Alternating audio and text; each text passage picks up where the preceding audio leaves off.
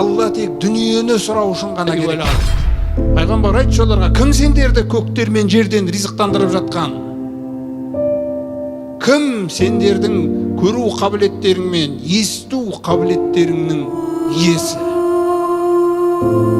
Кім өліден тіріні шығаратын, тіріден өліні шығаратын?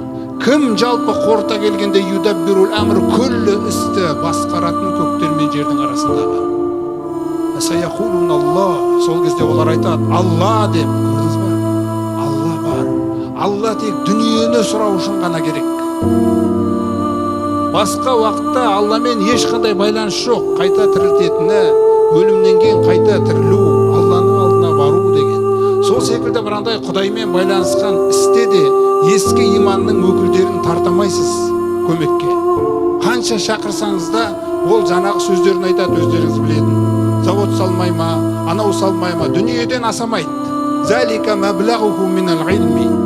Барлық жеткен ғылым, білім деген ұғым оларда осы дүниемен ғана шектелген.